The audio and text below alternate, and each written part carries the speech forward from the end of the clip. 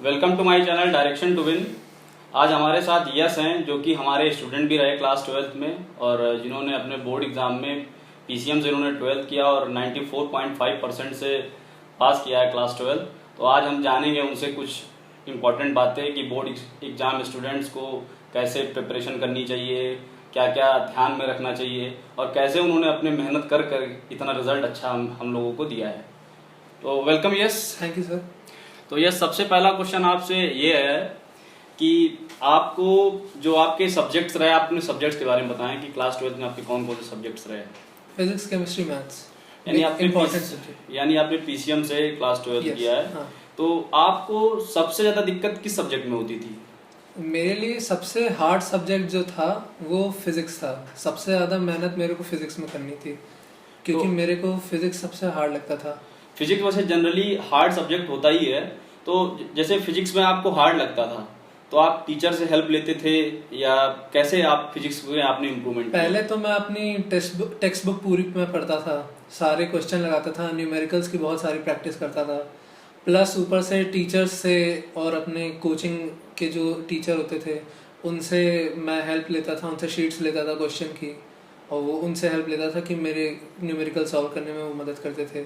तो फिजिक्स में कोई ऐसा टॉपिक जो आपको सबसे ज्यादा टफ लगता हो, अभी भी टफ लगता हो? मेरे लिए 11 की फिजिक्स तो पहले तो मैकेनिकल तो मेरे को बहुत ही मुश्किल लगती थी, पर 12th में मेरे लिए सबसे मुश्किल ऑप्टिक्स सेक्शन रहता था क्योंकि उसमें जो डेरिवेशंस होती थी वो बहुत ही कॉम्प्लिकेटेड लगती थी मेरे को। तो इन जैसे पीसीएम आपका मेन रहा, इंग्लिश भी रहा होगा, तो इंग्लिश आपकी ठीक रही है जैसा रिव्यू रहा है आपके पेरेंट्स का भी कि इंग्लिश में, तो इंग्लिश के लिए कुछ स्पेशल आप करते थे या नॉर्मल? नहीं, इंग्लिश में डेली न्यूज़पेपर रीड करना और अपनी टेक्स्ट बुक जो स्कूल में यूज़ होती है लैंग्वेज की उसके क्वेश्चंस कर लेने से सारे इंग्लिश क्लियर हो जाता था, उससे कोई एक्स्ट्रा मेहनत नहीं करनी पड़ती थी। मतलब आपको इंग्लिश के लिए उतना मेहनत नहीं करनी पड़ी। और सबसे अच्छा सब्जेक्ट आपको कौन सा रहा? सबसे अच्छा सब्जेक्ट मेरा मैथ्स था, सबसे ज्यादा मेरी प्रैक्टिस। आपके जैसे कि रिजल्ट में आपके 98 मार्क्स हैं मैथ्स में। yes. तो जो ये मार्क्स हैं इसके लिए कुछ स्पेशल आपने किया? देखिए मेरी मैथ्स तो बहुत ही ठीक ठाक थी, लेकिन मेरी 9th और 10th में मेरी मैथ्स बहुत अच्छी हो गई थी। लेकिन इसका मतलब ये नहीं कि मैं अपनी प्रैक्टिस छोड़ देता, मैं हमेशा एक टारगेट लेके चलता था कि हर दिन 2 घंटे मैथ्स के कोई एक टॉपिक तो उठा के उसके क्वेश्चंस करने ही। तो एक मतलब फिक्स रूटीन था कि एक दिन में 2 घंटे मैथ्स को देना ही देना है। तो जैसे कि उस जो आपकी बुक थी, आपकी टेक्स्ट बुक थी, आपने उसको पूरा लगाया था एक बार? एक नहीं, 3 बार लगाया था मैंने। यानी कि आपने एक्स्ट्रा मेहनत की है उसमें। हाँ। तो 3 बार लगाया तभी आप 98 नंबर तक पहुंच पाए उस बुक को। हाँ। और केमिस्ट्री आपको कैसा, मतलब उसमें कैसा लगता था? केमिस्ट्री में मेरी स्ट्रांग थी, बट मेरे को ऑर्गेनिक जो केमिस्ट्री जो होती है वो थोड़ी सी क्या कहते हैं थोड़ी सी हार्ड लगती थी, लेकिन उसमें मेरा कमांड एंड टू एंड में आ ही गया था। तो जैसे बोर्ड एग्जाम जब आपके आने वाले थे, तो बोर्ड एग्जाम के 1-1.5 महीना जैसे हम जब हुआ करते थे बोर्ड एग्जाम में, तो 1 महीना पहले हम पढ़ने लगते थे खूब। तो आप तो खैर रेगुलर स्टूडेंट रहे, लगातार पढ़ते रहे, तो क्या 1 महीना पहले कुछ स्पेशल आपने कोई स्ट्रेटजी अपनाई या कुछ ऐसा किया हो जिससे आपने का एग्जाम रिजल्ट इतना बूस्ट हुआ? मेरे बोर्ड से 1 महीने पहले मैंने रिवीजन करना शुरू कर दिया था और स्पेशल स्ट्रैटेजी मेरी ये थी कि मैं मॉक्स और प्रीवियस ईयर क्वेश्चन पेपर बहुत लगाता था। मतलब मैंने प्रीवियस ईयर क्वेश्चन, मेरा हर दिन का रूटीन बन गया था 1 महीने पहले कि एट अ डे मेरे को हर पीसीएम के तो मेजरली एक मॉक टेस्ट या एक प्रीवियस ईयर पेपर लगाना है। मतलब प्रीवियस ईयर बहुत हेल्प करता है? हाँ, प्रीवियस ईयर बहुत हेल्प करता है। उसमें पैटर्न तो समझ में आ ही जाता है, पर उससे क्वेश्चंस भी बहुत सारे क्लियर होने लगते हैं। मतलब जनरली क्वेश्चन रिपीट भी होते हैं उसमें। और कभी कभी क्वेश्चन ऐसा भी होता है कि कोई क्वेश्चन 1 साल में आया हो ऐसा जो कि समझ में नहीं आता है, जिसकी लैंग्वेज समझ में नहीं आती, तो वो लगाते लगाते ही क्लियर हो पाता है वो। तो मतलब ये कहने का है कि प्रीवियस ईयर और मॉक आपने 1 महीना पहले से मतलब लगाना शुरू कर दिया था, तभी जो है आपको इतना इम्प्रूवमेंट हुआ। अच्छा, क्या आपको कुछ ऐसा आपका कोई स्पेशल टाइम टेबल रहा पढ़ने का, या आपने कुछ ऐसे मतलब जैसे होता है कि कहते हैं कि 4 बजे उठ के याद करो या रात में देर तक पढ़ो तो कम समझ में आता है, तो जैसे हम आपको पढ़ाया है हमने आपको, हम भी बोलते थे कि सुबह उठ के पढ़ना चाहिए और पेरेंट्स भी बोलते होंगे, तो क्या कुछ स्पेशल टाइम टेबल आपने इसके लिए बनाया कि ऐसे ही आपने जनरली पढ़ाई की? नहीं, मेरा कोई स्पेशल टाइम टेबल नहीं था, बट हाँ मेरे एक जनरल टाइमिंग थी कि जैसे मेरे को, मैंने आपको बताया कि मेरे को मैथ्स में 2 घंटा हर दिन देना पड़ता था, ये मेरी रूटीन में था।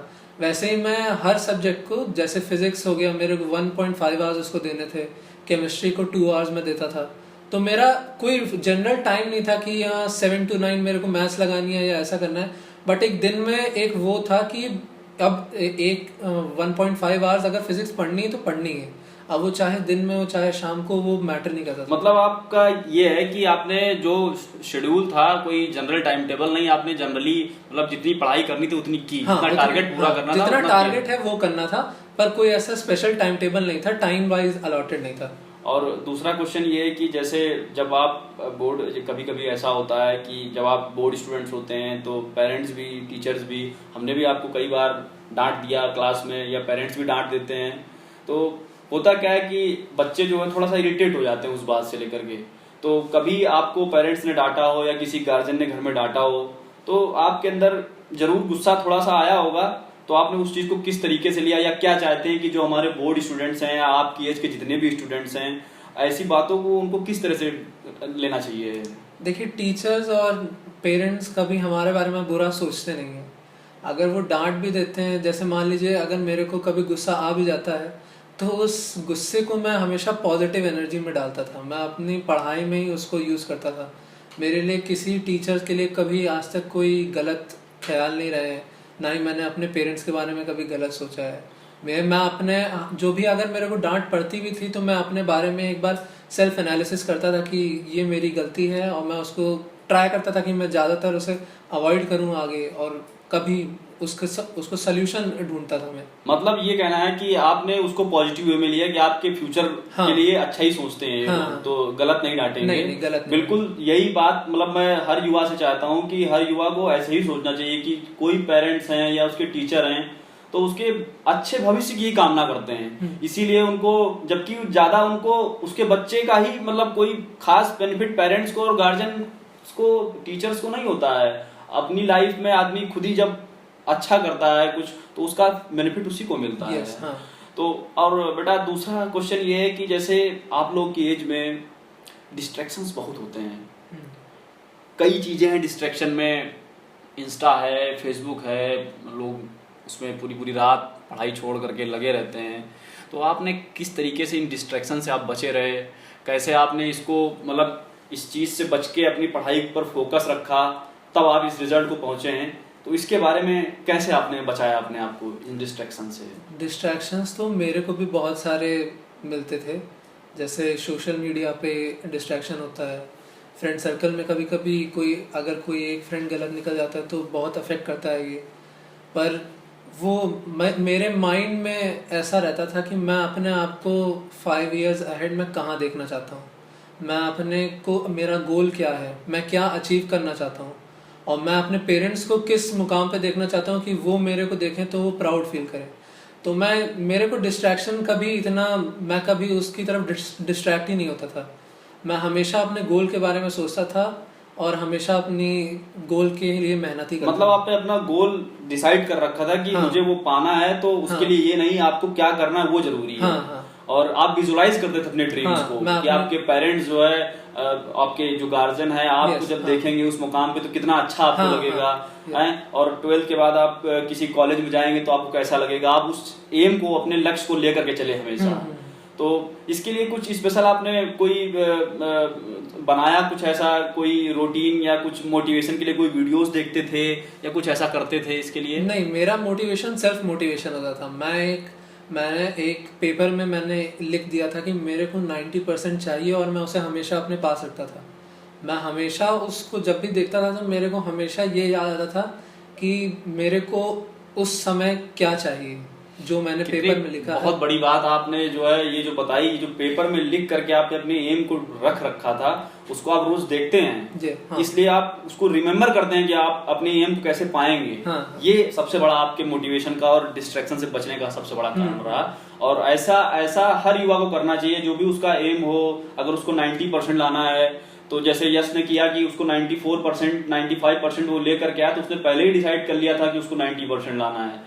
तो जब आप पहले से डिसाइड करेंगे तब आपकी जो सोल है उसमें पावर डेवलप होगी उस चीज को अचीव करने की।